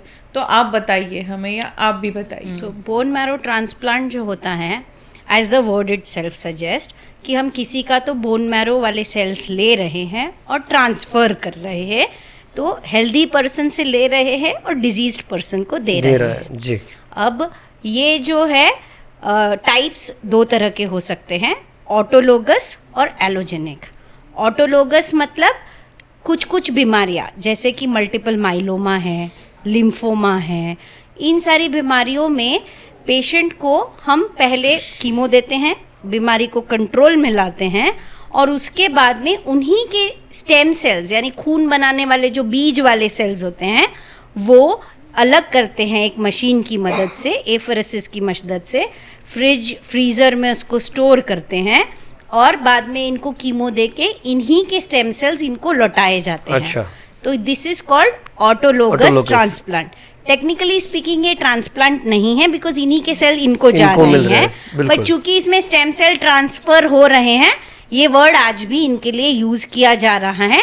But ideally speaking the right term for this is high dose chemotherapy followed by stem cell rescue. ठीक है, जो एक्चुअल ट्रांसप्लांट है यानी एलोजेनिक ट्रांसप्लांट। एलोजेनिक ट्रांसप्लांट में एक डोनर होगा, एक रिसिपिएंट होगा। रिसिपिएंट यानी जिसको बीमारी है, डोनर यानी जो बिल्कुल हेल्दी है, जो डोनेट करने वाला है। ये किस किस बीमारियों के लिए किया जा सकता है? तो ये बिनाइन और मैलिग्नेंट यानी खून के अलग अलग कैंसर्स में किया जा सकता है। खून के कैंसर किस तरीके के हैं उस हिसाब से, जैसे मैडम ने बोला था कि खून के कैंसर में स्टेजिंग नहीं होता है, रिस्क कैटेगरी होता है।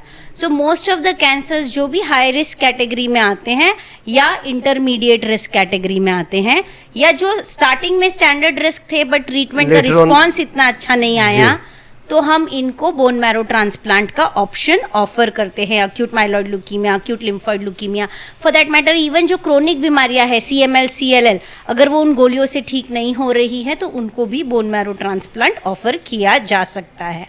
एज फॉर द बिनाइन बीमारी, जैसे कि जिसमें कोई अनुवांशिक बीमारी है, कोई जीन रिलेटेड प्रॉब्लम है जो किसी भी दवाई से ठीक नहीं हो सकती है, या फिर बोन मैरो पूरी तरह से नष्ट हो चुका है और अब नया खून बना ही नहीं रहा, बॉडी बना नहीं पा रही है, तो जैसे कि थैलेसीमिया है, सिकल सेल डिजीज़ है, एप्लास्टिक अनीमिया है, इनमें ऐसी कोई दवाई नहीं है जो इनकी बीमारी को पूरी तरह से ठीक कर सके, तो वैसे में आप बोन मैरो ट्रांसप्लांट का ऑप्शन ऑफर करते हो और इससे ये पेशेंट्स वापस अपना अच्छा नया खून बनाना शुरू करते हैं।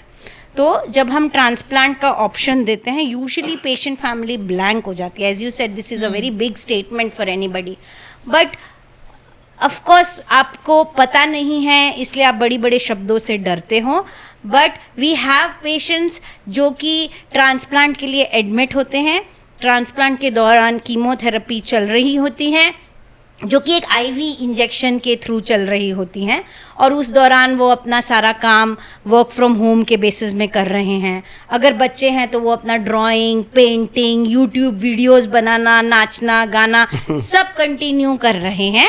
बस ये है कि वो एक 4 दीवारी के अंदर उस BMT रूम में कर रहे हैं।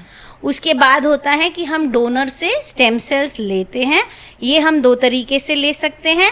ये हम डायरेक्ट बोन मैरो से ले सकते हैं, जो कि हल्का सा पेनफुल होता है, इसलिए उस पेशेंट जो डोनर है उसको सिडेट करके उससे लिया जाता है।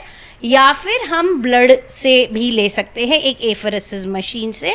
एंड देन तीसरा स्टेप होता है ये डोनर से लेके रिसिपिएंट को देना, तो वो एक आम ब्लड ट्रांसफ्यूजन के थ्रू किया जाता है।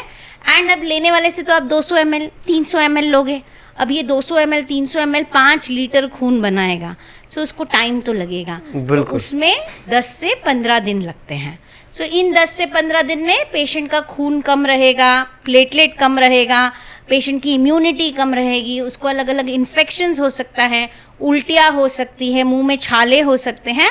तो ये 10-15 दिन हम उनको सपोर्ट करते हैं। खून कम है, खून चढ़ाते हैं, प्लेटलेट कम है, प्लेटलेट चढ़ाते हैं, इन्फेक्शंस हैं, एंटीबायोटिक्स देते हैं। But at the same time ये इन्फेक्शंस ना हो उसकी प्रिवेंशन के लिए हम उनको एक आइसोलेटेड कमरे में रखते हैं। ये कमरे काफ़ी स्पेशल होते हैं बिकॉज ये OT की तरह होते हैं। इनमें पॉजिटिव प्रेशर होता है कि दरवाज़ा अगर खोल भी दिया तो बाहर के कीटाणु अंदर नहीं आएंगे। इनमें HEPA फिल्टर होता है कि ये हवा एवरी मिनट एक्सचेंज होती हैं, ऑलमोस्ट 72 टाइम्स फिल्टर होती है एवरी मिनट। उसके अलावा हमारी जो स्टाफ होती हैं वो काफ़ी अच्छे से ट्रेंड होती है, तो उनके हाथों से या उनके किसी भी एक्टिविटी से पेशेंट को इन्फेक्शन नहीं जाता है। और इस तरह से हम एंटीबायोटिक का यूज़ ना करना पड़े उसकी भी पूरी तरह से एहतियात बरतते हैं। हाँ, एहतियात बरतते हैं। एंड इन दिस डोनर को कुछ नहीं होता। हाँ, ठीक है, it is just like a procedure for a blood donation. ठीक है, जैसे बॉलीवुड में दिखाया है कि रातों रात एक ऑर्गन निकाल के उसको रास्ते पे सड़क पे छोड़ दिया, that is not the case in any scenario. ठीक है, इसमें बहुत ज़्यादा अप्रीहेंशंस है क्योंकि ऑलरेडी एक घर का इंसान बीमार है और आप हेल्दी इंसान को भी हॉस्पिटल में लाके उनको कुछ प्रोसेस करा रहे हो, तो एक फैमिली के लिए बहुत बड़ी बात होती है कि एक हेल्दी इंसान को भी आप क्यों परेशान करना इमोशनली भी थोड़ा सा traumatic. Specially the elders are like कि मेरा एक बेटा तो बीमार हो गया, आप दूसरे उससे से भी भी ले लोगे, ले उसको लोगे भी तो कुछ उसका हो कैसे गया होगा? तो कैसे चलेगा। तो इसमें डोनर को कुछ नहीं होता है। डोनर की पूरी मतलब उसको एकदम ही राजाशाही ट्रीटमेंट दी जाती है जब उनका 4 घंटे का अफेरेसिस चलता है। बेसिकली उनका एक लाइन से ब्लड निकाल के वो मशीन में 300-400 ml सेंट्रीफ्यूज होता है। वो machine is set to select the cells जो हमें चाहिए। हम बहुत अच्छे लोग हैं जो बाकी के जो ब्लड है वो दूसरी लाइन से आउटलेट वापस उनको दे देते हैं। ठीक है, कभी कभी donors are as young as 5 years also, 2 years also. ठीक है, हमारा यंगेस्ट डोनर इज 18 months। ठीक है, क्या बात है? एकदम हेल्दी, नॉट अ प्रॉब्लम, कुछ नहीं। एंड हाँ, वी हैव हैड डोनर्स जिन्होंने 2 बार भी डोनेट किया है। सो बोन मैरो ट्रांसप्लांट के डोनर्स, ऐसा नहीं है कि किडनी में तो कैसे आपके पास 2 किडनी आप एक ही दे सकते हो, ऐसा नहीं है, आप मल्टीपल टाइम्स भी डोनेट कर सकते हो। And one more important thing is कि अवेलेबिलिटी ऑफ अ डोनर, यानी ट्रांसप्लांट करने से पहले एक स्पेशल टेस्ट होती है। जैसे किसी को भी खून चढ़ाना है तो ब्लड ग्रुप चेक होगा, बी को बी दोगे, बी को ए बी दोगे, बिल्कुल। तो यहाँ पे HLA मैचिंग होगी। अच्छा। तो HLA मैचिंग अगर 100% मैच है और फैमिली मेंबर है तो इसको बोलते हैं matched family related donor. Okay. अगर HLA हर एक का मदर उसको बच्चे को 50% जीन्स देती है, फादर 50% जीन्स देता है, तो इसलिए योर मदर एंड फादर और योर चिल्ड्रन हमेशा आपके हाफ मैच होंगे, क्योंकि 50% आप उनके साथ मैच करोगे। बराबर। 1 to 3% चांसेस हैं कभी कभी ये आपके फुल मैचेस हो सकते हैं। तो आज के ज़माने में जहाँ न्यूक्लियर फैमिलीज बहुत कॉमन है, जहाँ पे बच्चों पेरेंट्स के 1 या 2 बच्चे होते हैं, तो वैसे में ज़रूरी नहीं है कि आपको हमेशा आपका सिबलिंग या आपके मदर फादर से मैच मिलेगा। मैच पूरा मैच हो। सिबलिंग से 25% चांसेस मैचिंग, मदर फादर से 3% चांसेस मैचिंग। अब नहीं मैच हुआ तो क्या करेंगे, so lot of people like you and me, जैसे हम रेगुलरली ब्लड डोनेट करते हैं, वैसे वो लोग मड रजिस्ट्रीज में अपना नाम लिखवाते हैं और उस मड रजिस्ट्री को हम इनकी HLA रिपोर्ट से कांटेक्ट कर सकते हैं। अच्छा। और वो लोग अपनी रजिस्ट्री अपने डेटाबेस में चेक करते हैं और अगर पूरी तरह से मैच निकला तो they give us an answer कि हमारे पास इस बंदे के लिए Donor मैच है या नहीं। And that match can be anywhere, वो US में बैठा हो सकता है, जर्मनी में बैठा हो सकता है या इंडिया में बैठा हो सकता है, इनफैक्ट अपने पुणे सिटी में भी बैठा हो सकता है। अगेन ये जो मैचेस हैं किसी किसी को ऑलमोस्ट 0 मिलते हैं एंड किसी किसी को मैक्सिमम आई थिंक अपने को 626 हाँ 600 डोनर्स भी मिले हैं एक पेशेंट के लिए। ग्रेट।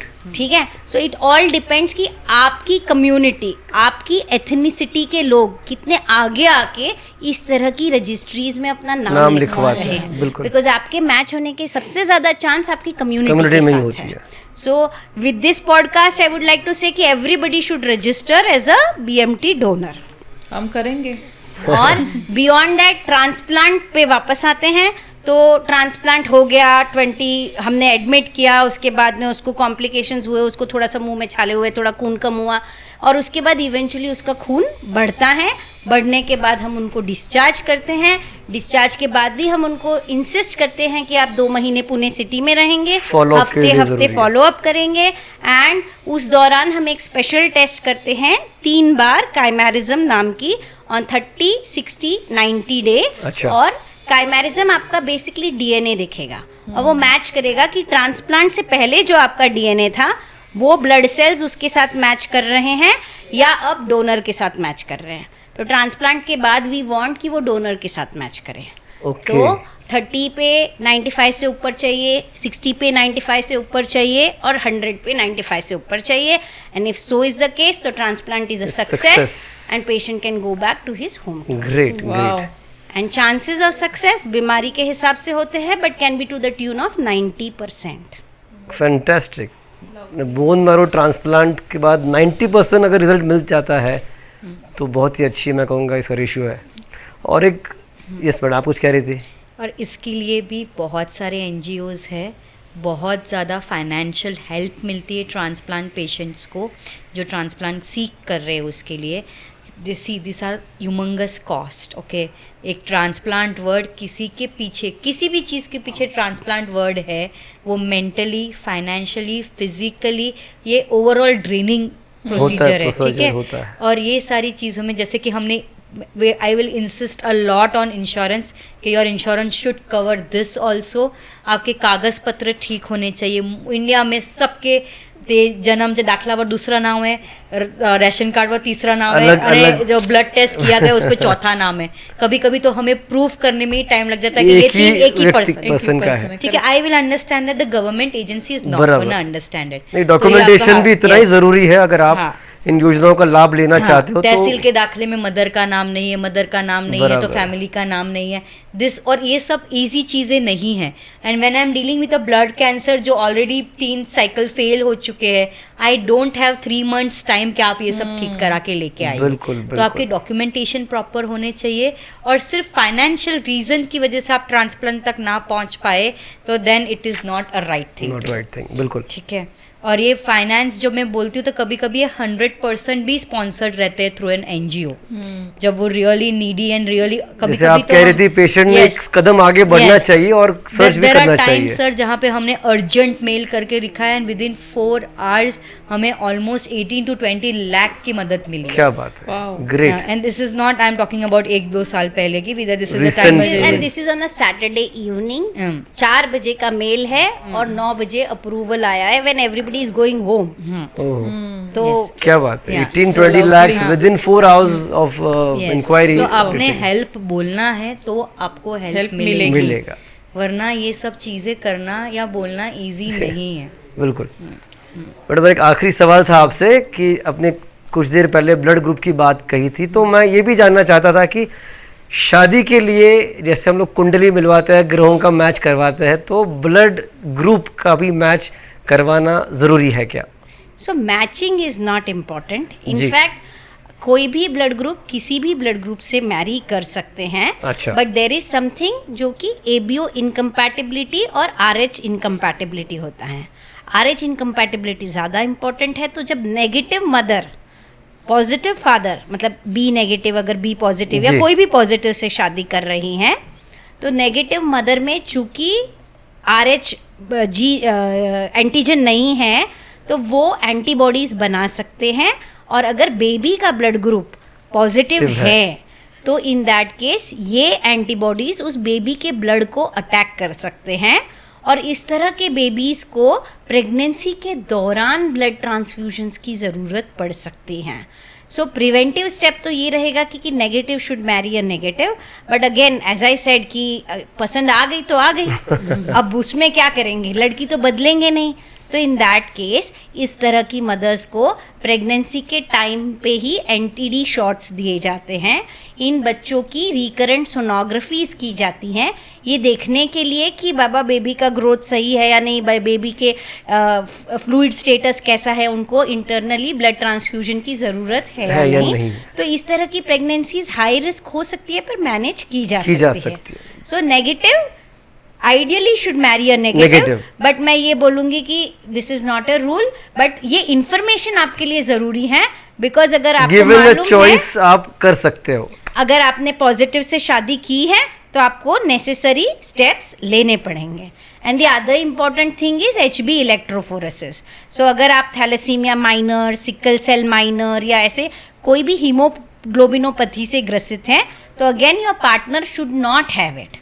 सो अगर आपको HB इलेक्ट्रोफोरेसिस किया, हर एक लेडी को भले ही उसको कोई सिम्टम है या नहीं है, शादी से पहले ये टेस्ट करनी है। इनफैक्ट लेडी नहीं, हर एक इंडिविजुअल को करनी है। और अगर HB इलेक्ट्रोफोरेसिस में थैलेसीमिया माइनर है तो आइडियली पार्टनर को नहीं होना चाहिए।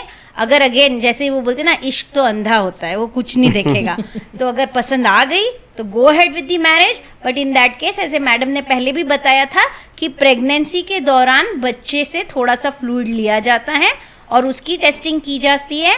उस बच्चे के दोनों अगर माइनर्स हैं तो बच्चे के मेजर होने के चांसेस बढ़ जाते हैं, 25% होते हैं।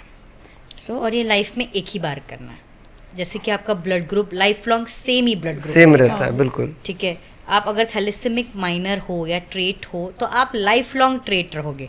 ऐसा नहीं है कि मैं 2024 में हूँ और 2028 में नहीं रहूँगी। It is your identity, it is your gene, so it is gonna be the same. So you have to do only once.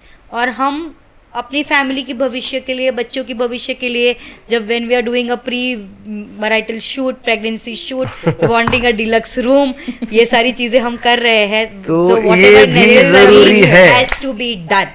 There is no ifs and but about it. एक इंटरेस्टिंग फैक्ट जस्ट ऐड करना चाहती हूँ कि thalassaemia minor जो है ना, कई लोगों को लगता है अरे मैंने ये टेस्टिंग कर लिया और अगर मैं पॉजिटिव आ गया, मैं माइनर हुआ, तो नोबडी विल मैरी मी, है ना।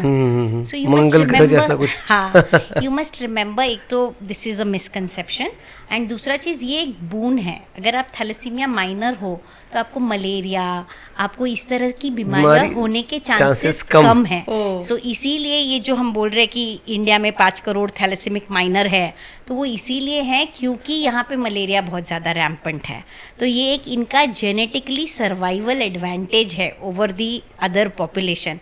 बट उसका फ्लिप साइड ये है कि you can give birth to a minor और a major thalassemic child, but then ये एक टैबू नहीं है, ये आपको याद रखना रहेगा, और आप एक नॉर्मल लाइफ बाकी नॉर्मल लोगों की तरह जी सकते हैं। Right, great. सो मैम, आज का पॉडकास्ट इतना अच्छा हुआ है कि बीच बीच में मैं ऐसे स्पीचलेस हो गई थी कि अरे ऐसा भी होता है। So before we go to our last segment of this podcast of takeaway message for our audience, हमारे पॉडकास्ट का एक प्रोटोकॉल है and that is myths and facts round, आप दोनों के लिए। Shall we?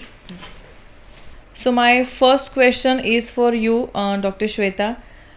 Eating jaggery alone itself is a cure for iron deficiency anemia.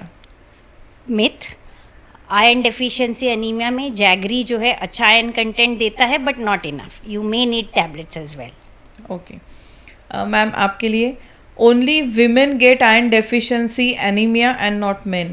Biggest myth. So as we know the Sensex, we already talk about the statistics. Our children, our men, our women, all are equally affected with anemia. Okay. Drinking tea or coffee after meals helps with digestion and it is good for iron absorption. Myth, T and coffee have tannins जो ion absorption को कम करते हैं. 1 घंटे का gap रखो. अच्छा. पेल skin मतलब anaemia. Half myth. There are a lot of other things involved also. You have to check your CBC level annually. Okay. Blood cancer is always inherited. नहीं, ब्लड कैंसर ज़रूरी नहीं है कि इनहेरिटेड है. In fact only 10% of it will be inherited. Okay. So definitely a myth. Okay. And blood cancer is always fatal. No. It's a biggest myth. In fact, the other way around, blood cancers are curable.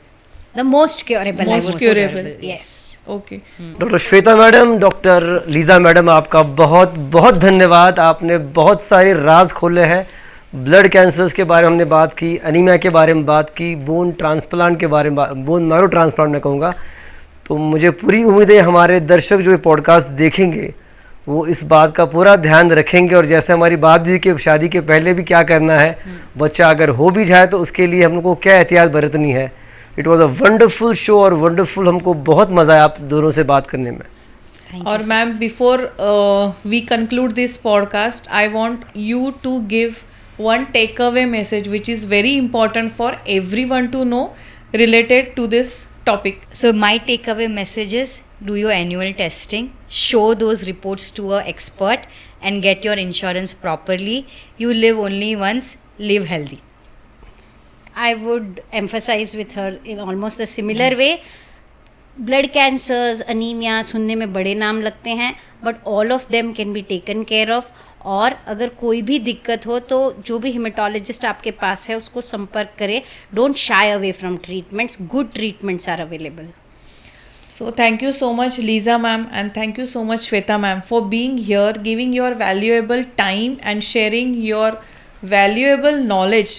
काफ़ी सारी बातें myths लेके हम घूमते हैं, हमें पता भी नहीं होती, but today's podcast was amazing, very nice. Then thank you so much for being here. Thank you for having us. Thank you. Thank you. तो दोस्तों, मुझे पूरी उम्मीद है आज का एपिसोड आपको बेहद पसंद आया होगा, जहां हमने रक्त से जुड़ी सारी बीमारियों के बारे में जानकारी हासिल की. इसी तरह के नॉलेज भरे पॉडकास्ट के लिए जुड़े रहे हमारे चैनल के साथ. Like, share and subscribe to our channel बातों बातों में एक मुलाकात किसी खास के साथ. Till then, stay happy, stay excited.